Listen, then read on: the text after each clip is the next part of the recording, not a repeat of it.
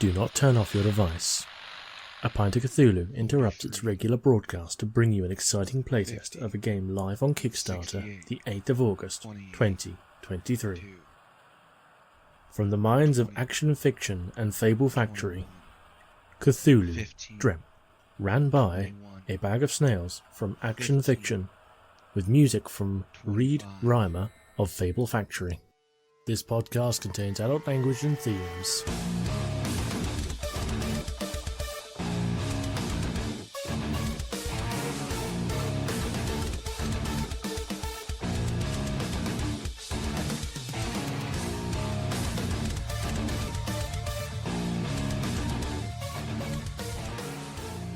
Hello and welcome to A Pint of Cthulhu. Today we have a very special playthrough of the Cthulhu Dreamt game coming out on Kickstarter in August 8th.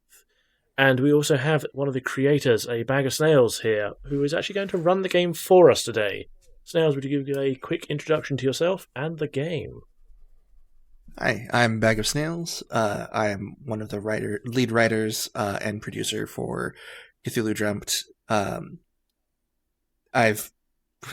That's pretty much all there really is to me. The game that we're going to be playing today is, the situation is Cthulhu Dreamt. I'm sorry, I wasn't prepared to introduce myself for some reason. It's a survival horror mixed with cosmic horror, TTRPG, an original system, and we're going to be doing Springfield Nocturne today. A short adventure into the city of Springfield. Okay. Well, take us on this adventure, good Snails. Okay. So if you'd all like, in the chat, we have Twilight Fundament. That is kind of the beginning background music for this particular adventure that we have ready to go. And I'll get us started. Springfield, a nondescript Midwestern epicenter of life and activity in an otherwise barren rural landscape.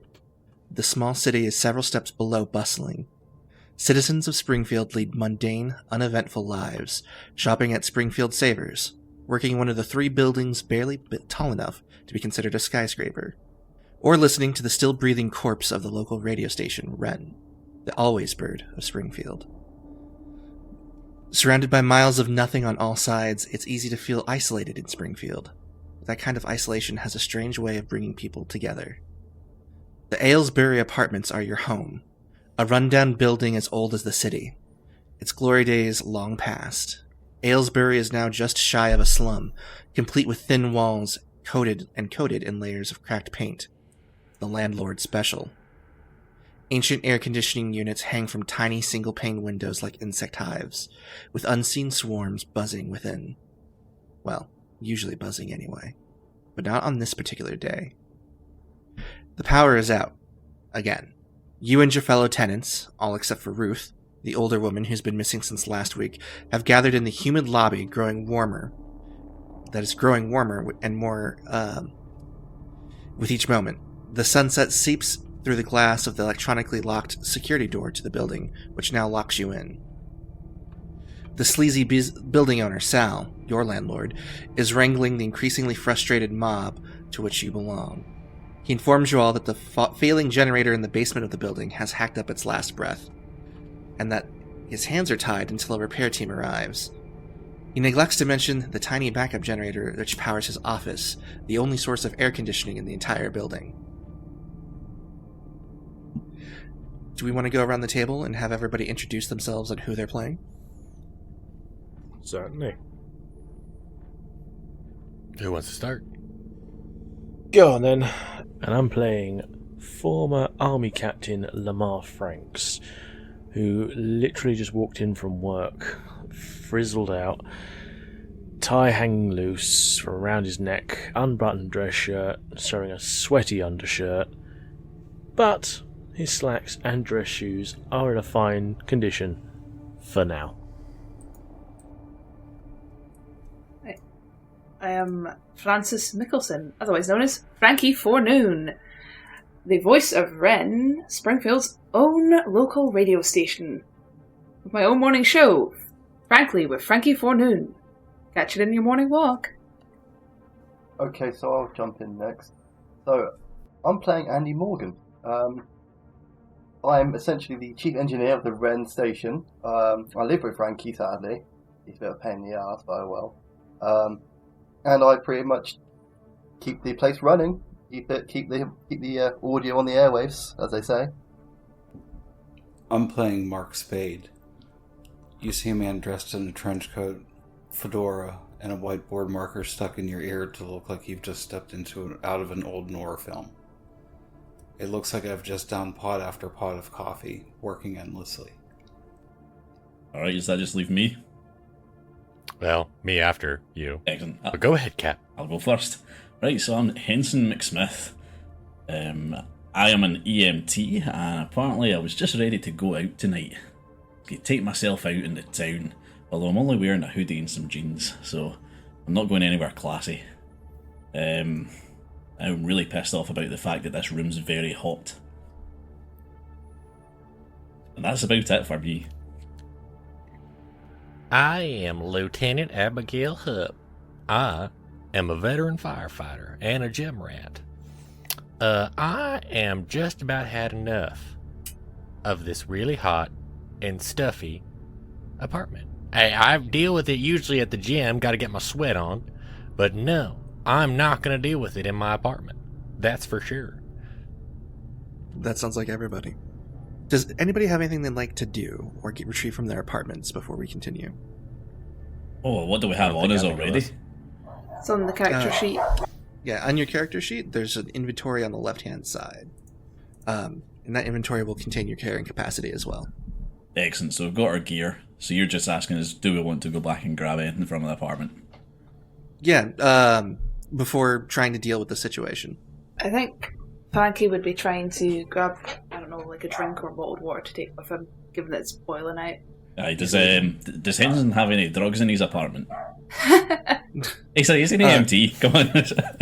Unfortunately, no. Nothing fun or unfun in your apartment other than some over-the-counter medication. Alright, well he's got his medicine already, so I guess he's not really interested in anything else.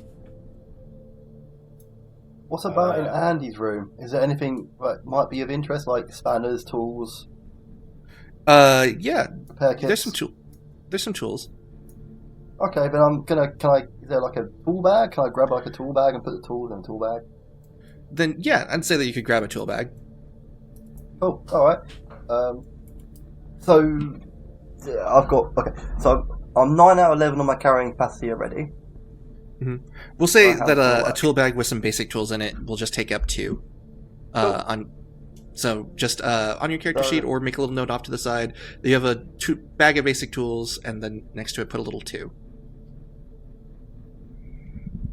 Can I find anything in my apartment? Is there anything that would be useful other than... because the gear I've got written down I don't think is going to be very helpful for repairing an AC. Unfortunately, I don't think Lamar Smith carries any, like... If you're looking for, like, repairing the generator, I don't think you have any tools that'd be really useful for that. But you could get a flashlight. Since the lights are out and the sun is starting to go down, it is starting to get dark. Alright, I'll get a flashlight and head down to the basement to find this generator. Okay, so you want to try and find... Okay. I think, yeah. So I'm probably the best guy to fix this thing, because I've got a load of stuff on me that I can do this. Okay. Does anybody else want to go down to the generator room, or did anybody else want to do anything beside going to the generator room? I wanted to grab a video camera from my gear and take it with us, which takes me up to my carrying capacity. I think Frankie's gonna go down to the generator as well, see if he can make a story about the power being out, even though it's happened so very often. Okay. Does Abigail have anything, being as a firefighter? Does she have anything like tools wise herself, kind of thing, that would also help, or like possibly a fireman's axe? I would say you probably have like a spare fireman's axe just in your apartment, but most of your gear is probably at the station. So nothing super helpful here, unfortunately. But I would say that you could probably grab a fireman's axe if you wanted to. Oh, absolutely gonna grab a fireman's axe. Okay. I think it's really interesting as well that I'm playing the buff lady, considering we all started this as me playing Gertrude. So this really fits. I was really liking this once I got I'm surprised Cap didn't take this option. There was an option with Second it became Mick up. on the name. He had to do it. I know, he Actually, said Mick Smith. I was like, why didn't he make Wumbo? His name's only Henson Smith. It should be Mick Smith. Of course you did it yourself. Mick Smith. Lieutenant Abigail Hupp, a.k.a. Gertrude, number three. I will say, while you're carrying the fire axe in your hands, it does not add to your carrying capacity. However, if you try and stow it, it does have a size of 4. Because it is large and unwieldy. So just make a note of that. If you're currently holding it in your hands, so it's not an issue. But if you try and stow it later, it might become something of a problem. So the group of you make your way down into the basement. The lights are completely out and it is pitch black. However, despite some unsettling rustling in the pipes and some strange banging noises that can be heard, you find the ancient generator off in one of the corners. It looks like it's from the 70s. It's nothing this millennia, if you will. Who wants to try and taking a crack at repairing it? I do. I'm going to walk up to this old thing and sort of just stare at it and scratch my head and go, well, this is a POS. How much do these characters know each other? Well, I live with Frankie. So, Andy and Frankie know each other pretty well. You would have seen each other in the apartment building pretty regularly, I would imagine, kind of coming and going. But you're acquaintances, if nothing else. Okay, so coming down as well, I'll see Andy. Andy! It's Andy, right? The fuck's Yeah, wrong with that's this me. goddamn generator now? Well, that's a good question. Okay, so DM, can I inspect it to maybe get a clue what's wrong with it? Yeah, absolutely. Why don't you go ahead and roll me a d12 with a target number of 5. Okay, I'll roll now. I got 6. Awesome. So you know exactly what's wrong with it. One of the connecting. This generator is like a rotary generator, so there's a lot of spinning pieces, and one of the shafts has simply come loose. So it's big and it's heavy, but it's fairly simple to fix. Okay. If you want to try, you could probably socket it back into place and get it running again. Okay, so I don't need to use any parts or anything that I've got on me, just so I can just do this just straight off the bat, straight away. Yeah, I'll say that it'll be an easier roll because you brought a bag of tools with you. So go ahead and make me a roll with a target number of 8. Okay, I'll roll it out. I got 4 this time. Okay, so this is a great time to introduce cooperative roles. Basically, anybody who's kind of helping in this situation however they want can expend points from their abilities to increase the number of the roll. So how many people did we have down here? It's me and me and Andy and Matt. I can't remember his character name. And Frankie was Mark. in there too. Lamar. Okay.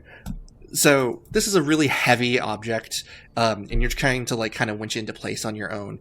If everybody wanted to expend a point from their strength, you could all easily get it up to the 8 that you need, and then fix the generator. Alright. Or you could just watch me fail, as everyone likes to do. Or you could watch them fail. That's also an opportunity. That's also a perfectly valid choice. I want my goddamn AC back on. Well, do you want to give us a hand here, buddy? Alright. Frankie's gonna watch 2 presumably quite burly men and just look at their little twig arms and kind of when you obviously can't lift something, but you feel like you have to help. He'll crouch down and try and put some weight into it as well, but he's Well, how not about fooling this? Lamar will see your twiggy arms and go, here, hold the flashlight for a second. Of course, no problem, sir. So that's 1 point for strength, right? Yes, if you so choose. Yeah, sure. And Mark Spade's going to set his video camera down, but still leave it rolling just in case he captures something that he could use on his YouTube page later for laughs. And I also assist them with using 1 point. Okay. Yeah, Henson's just watching. Abigail is just kind of in the lobby still with her fireman's axe, because I don't think I've kind of specified that she went down with you guys. So I think she went up to get her fireman's axe and came back down and everybody was gone, besides the people that were mad about the landlord. So Everyone's mad at the landlord and you showed up lobby. with an axe. Yeah, I'm just here with an axe. She's probably very intimidated by looking over and just seeing me with this axe, like, in the corner, like, get it sorted.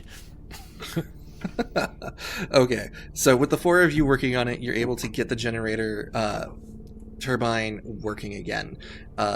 It doesn't kick on immediately. You have to go and fiddle with some breaker boxes. But in the main building and down in the basement, the lights come on, and you can hear the whir of electricity thrumming the building to life, and the numerous air conditioning units throughout the building begin their kind of like buzzing noise. The doors, which were electronically locked with these ancient kind of like heavy security doors that also look like they're from the 70s, are now unlocked. So the crowd kind of visibly eases in the lobby, and you can see Sal, Abigail, you'd be able to see that Sal is now looking very frustrated and weirdly concerned that the power is back on. So we've got Abigail. Was there anything that you wanted to take care of on your own upstairs? I would say I would definitely. Were you saying that people were clearing out, and it was basically just Sal looking very concerned that the power was back on? From what you're saying? Yeah. In fact, as people are trying to clear out and starting to head towards the door, Sal's actually blocking the exit and saying that they can't go out. Oh, okay. Can I kind of step forward and kind of get through the crowd and not be like in the front of the crowd and like, real close to Sal and go, well, darling, that doesn't seem real nice to keep us from going outside, I don't think. Listen, it's not safe outside right now. You don't really need to be going out there. And the power could go out at any second, and you'd be trapped out of the apartments, and you don't really want that. So why doesn't everybody just go back to their rooms, enjoy their AC? Well, let me say, as a firefighter, it is quite the fire hazard to keep someone in a box, as compared to having an escape route. So I'm just gonna have to say, this building ain't up to code if we can't leave once the power goes out. If there's a fire that comes in and we can't leave, that's a serious fire violation. I may have to call my fire chief. Listen, Abigail, I don't know why you're busting my balls today, but like, I'm just telling you, you don't really want to go outside anyway. It's hot. Everybody's apartments are air conditioned again. You don't need to be going outside. And he's very obstinately kind of blocking the way. The rest of you, now done in the basement, if you would have, you would now be able to like come up into this scene as well. Yeah, I think Henson was just sort of curiously watching them at the stairs, so he'll have already made that up by now. Lamar will come up. The hell's going on up here? Blocking the door? What's going on? Well, Mr. Sal here decides to keep people from leaving, even though the power's back on. The fuck, Sal? I was on my way out tonight. Come on. Move. He's very like kind of like trying to block both the doors, but you can shove your way past him if you want. He's kind of got a little nonverbal. Yeah, Henson sat here scratching at his neck. He wants to get out of the house. He just tries to push his way by. Can I potentially use discipline to be able to like get this man to move? We can squeeze past. Well, I wouldn't even feel like that'd be an issue, too, considering there's a really burly woman in front of him with a fireman's axe. Would it really even... you said you can just squeeze on by. Would he, like... Could you roll is there intimidation? anything, like, really easy-wise we could do? Like, I can give him a look and you just like move out of the way. And Marcus providing commentary to his live YouTube feed saying, "Oh my god, what are they going to do? Are they going to kill this person, or are we just going to walk by them? What's going to happen next? Stay tuned." And then the camera shuts off. Okay. Hello, gamers! Welcome to Alive. This is Axe Murder in the Lobby, Part 1. Let's fucking go! Anybody who would like to try and intimidate Sal in a group can roll a d12. I will say, because you're in a group and because there's a fire axe in his face, the target number will be 6. Okay, I will roll. I've kind of got a lot of dialogue into this one, so I'll go and roll if people would be fine with that. Because only one of us can roll. I think Matt already did, but... If any one of us can draw, I can take that back, or if it's a fail on your part. no, an 8's pretty fine. An 8's fine, that roll. Never mind. That works. But we'll take the 8. Yeah, an 8 is a complete success. As a group, you're kind of able to intimidate Sal out of the way. He starts to put up a bit more of a fight, but your fire axe kind of glints in the sunlight a little bit. He decides to think better of it. Let's see here. As you push open the door to leave, you hear Sal kind of shouting behind you as you push past him. He's imploring you to stop. Once the door is ajar, you hear the sound of far-off sirens. Glancing up and down the streets in either direction, you find not a single soul outside. Cars lay empty, doors hanging open in the middle of the street, some of them still running. Just below the cacophony of sirens, you can hear what sounds like a voice repeating some unclear message. Gradually, the voice becomes louder and louder, as does the great whirring sound of helo-jet turbines. Overhead, a bright light bursts forth and floods your vision, and the source of the sound makes itself clear. A Salian Wealth helo-jet. You squint your eyes and manage the light, and the message repeats itself once more, now audible even over the roaring of the jets. Citizens of Springfield, we are evacuating the city. Please make your way to the safe house due east on the corner of Spring Street and Grant Avenue before lockdown in 4 hours. Each of you know that Salian Wealth is some kind of technology corporation and does a lot of public service work. There are some that think that Salian Wealth is hiding some big secret, but it's hard to argue with their contributions to the betterment of society. And right now, you don't seem to have the luxury of the choice. Right now, you each have a new goal that you can add to the goals section of your character sheet if you would like, called Find the Safe House. Actually, that brings me on to a question. How do you achieve goals, and what happens when you achieve goals? You achieve goals, not to sound facetious, but by achieving them. So if you have a goal of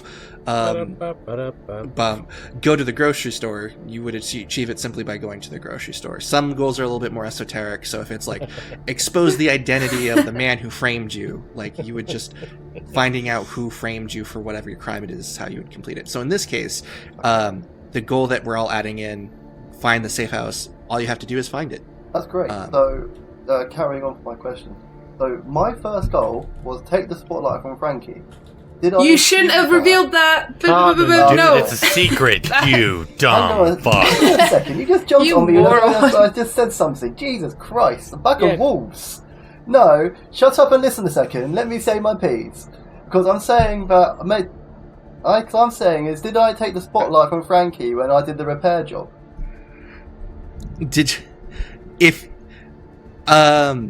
So you're asking if you've completed your goal by kind of upstaging Frankie? Yes, while in this repairing repair the job. AC. I call that a genuine question, Frankie lies.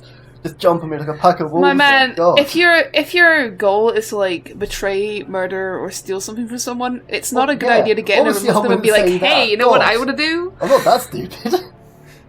I would say You are. I would say that the spirit of this particular goal is likely more to do with upstaging Frankie in a more public sense. Okay. So you stole the spotlight in the moment, but I don't know that would necessarily be enough. You did it in front of 4 people, but you work at a radio station that has thousands of listeners.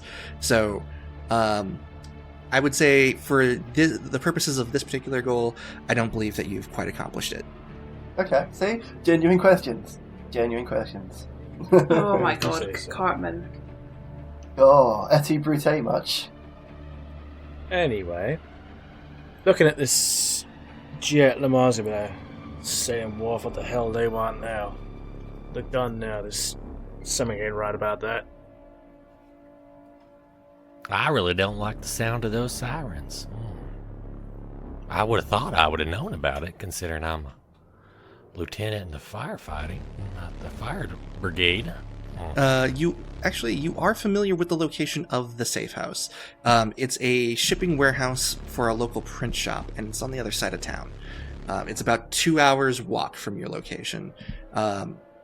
You know about it, Lieutenant Hupp, because it's part of like a network of safe houses that the fire department has been made aware of, and there's been flyers that have been put out, so everybody's kind of at least vaguely aware of the safe house and its direction from where you are now. Alright, excellent. Well, Henson, he doesn't say much here, but he is visibly annoyed that he's not getting to do what he wanted to do tonight, and I guess he just sort of starts stomping off in the direction of the safe house. Okay. I'd say Lieutenant Hub is probably trying to direct them, all of a sudden kind of taking charge, like as a search and rescue person of like, all right, everybody follow me, and just starts kind of waving her hands in the direction of the safe house. Why are you so keen on getting over to that safe house? What are we safe from over there exactly?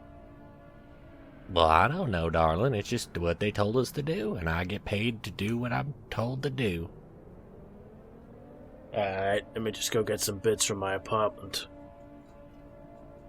That's not what we're told. Hey, they said go to the safe house. I'm sure they got whatever you need in your apartment at the safe house. Let's go.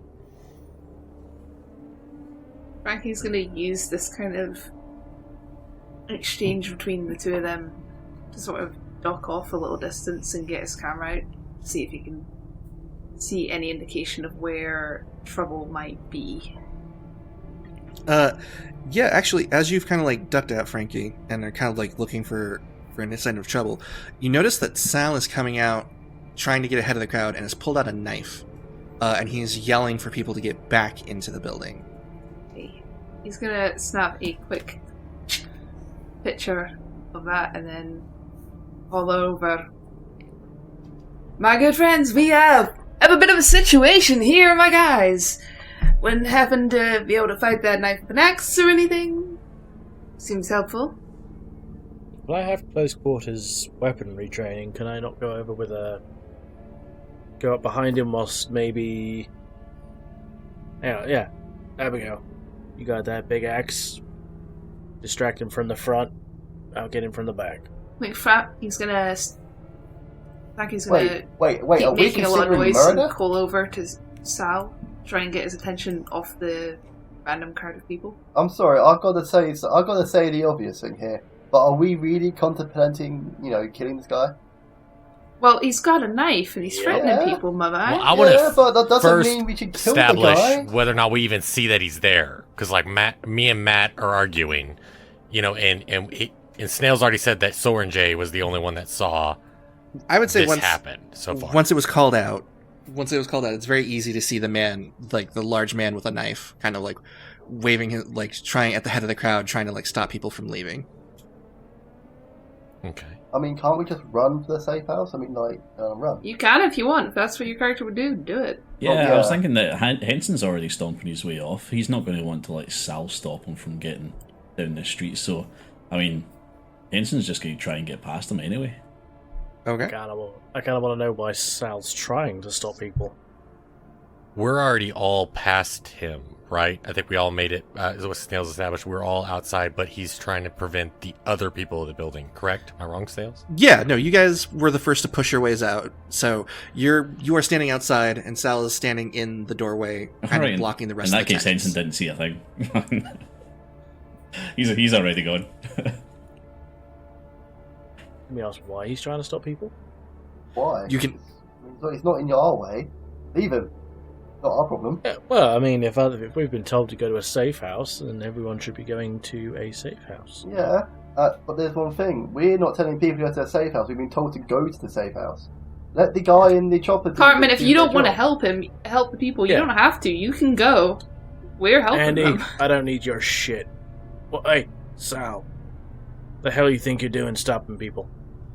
Listen, you can't leave. All right, you need to stay here where it's safe. And as he says safe, he flashes the knife in front, like kind of like in front of his face. And I'm gonna take care of you. It's fine. Just need to stay here. That seems like a perfectly reasonable plan, Mr. Guy with a Knife.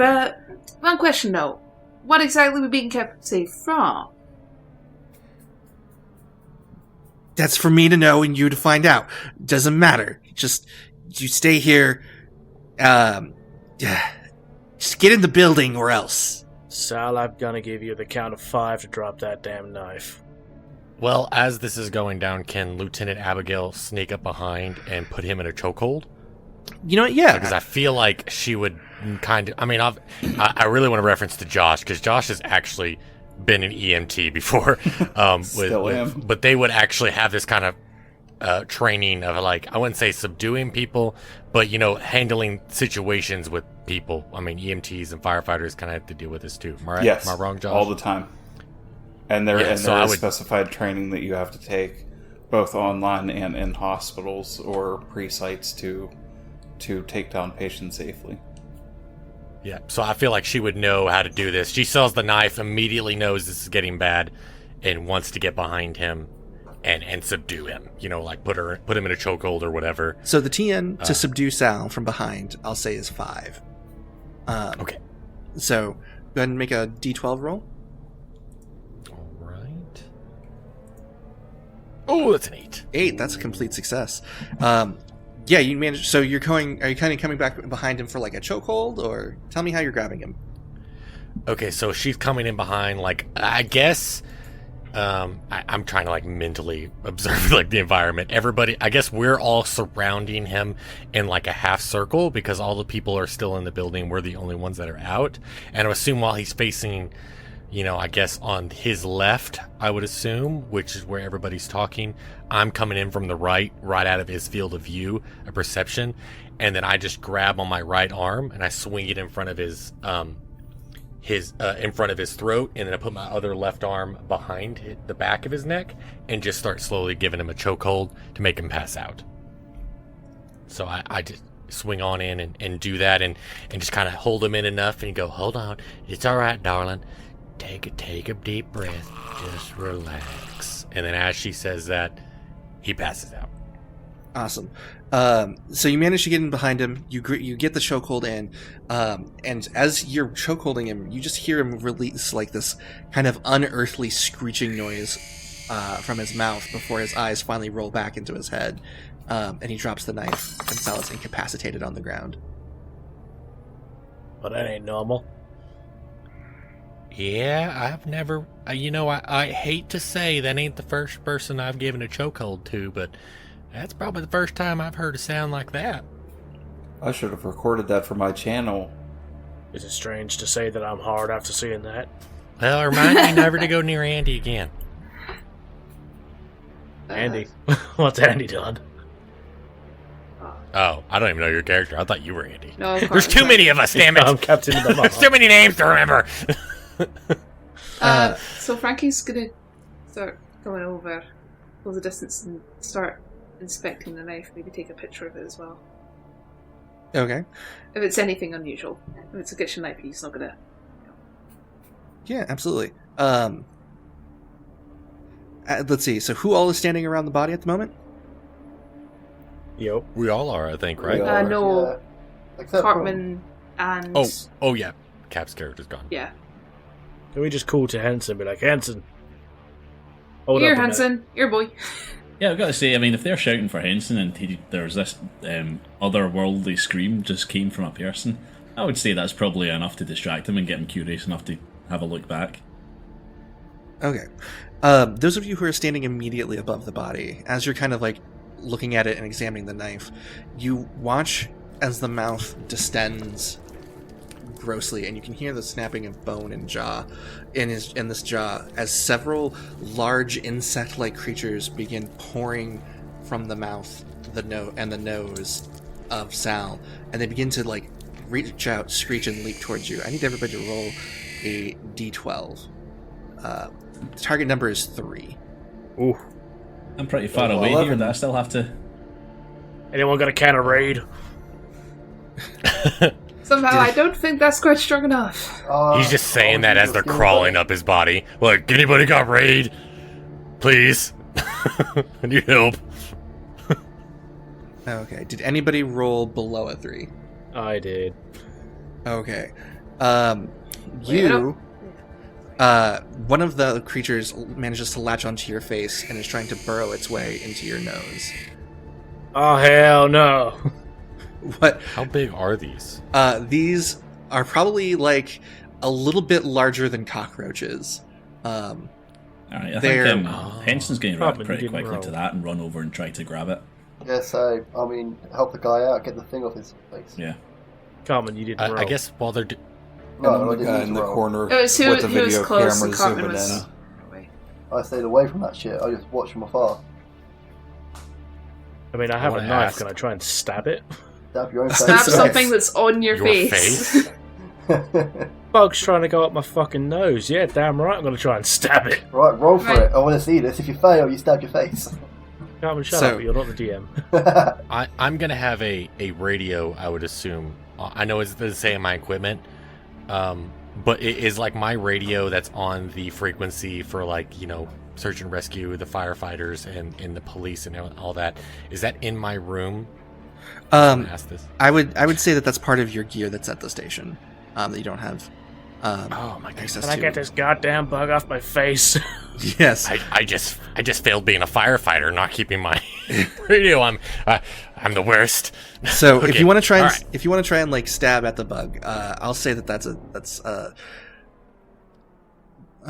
see, how would we classify this? That is a more difficult roll. So let's say it's a 7. If you can hit a 7 or better, you can stab the bug off of your face. Alternatively, can somebody help me? Well, yeah, I mean, Henson was running over. I don't know Okay. Yeah, I'm how far behind he Henson. was, how quick he can do this. Because I think Yeah, he would have no. reacted pretty sharply, given his... Yeah, it's clearly a struggle and it's happening very quickly. But I'll say that like the people immediately around you are able to help you with this roll. So if you want to make the roll, then more than one person will be able to apply attribute points to it if you Okey-dokey. roll lower than a 7. Goddamn bug. Ooh, that's a Ooh. 2.